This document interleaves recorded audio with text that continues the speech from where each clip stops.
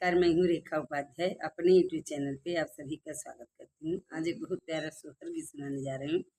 आप सबको अच्छा लगेगा तो कमेंट में जरूर बताना। अरे अरे रोचन चिरैया पिया से कही देती हूँ, चिरई हम काल गल छठी मास गरा के चलाया वही हो, चिरई हम केल गल छठी मास गरा के चला आवई हो।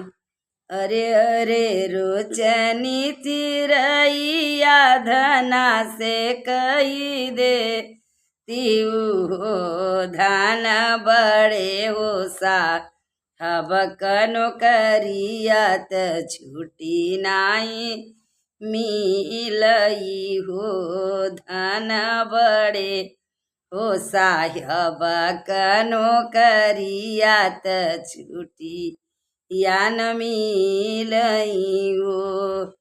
अरे अरे रोचन चिरैया पिया से कही देती हो, अरे अरे रोचन चिरैया पिया से कही देती हो, चिरई हम के लगल नौमा सकमर पिरिया वही हो, चिरई हम के लगल नौमास कमार पिरिया वही हो।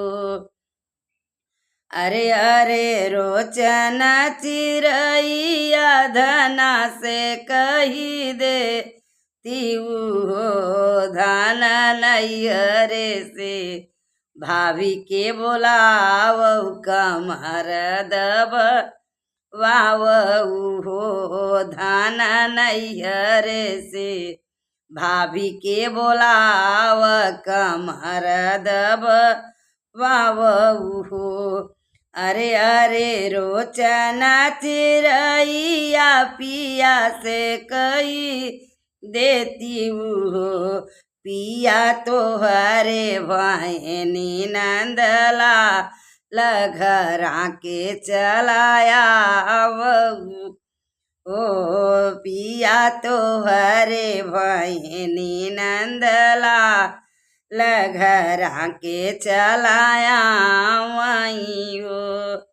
अरे अरे रोचन चिरैया धना से कही देती हो, धन भेजी देवई सोठिया मसलवा घरा के नाही अउबई हो, धन भेजी देवई सोठिया मसलवा घरा के नाही अउबई हो।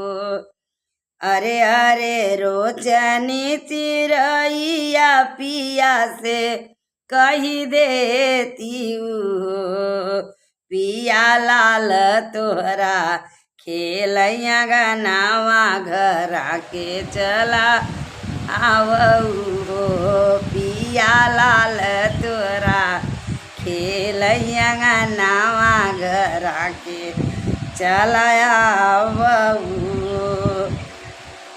अरे अरे रोचन चिरैया धना से कही देती हो, धन भेजी देवई सोने कपला नावा घरा के नाही अउबई हो, धाना भेजी देवई सोने कपला नावा घरा के नाही अउबई हो।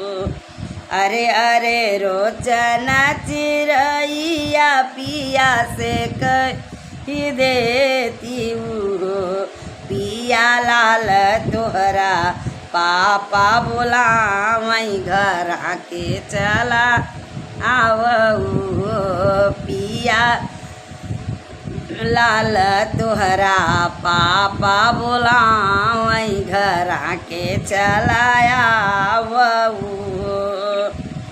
अरे अरे रोचन चिरैया धना से कही दे दीऊ हो धन भैया वो धन नैहरे से भैया के बोला वह तो पापा कही बोला वही वो धन नैहरे से भैया बोला वो तो पापा कही बोला वही हो।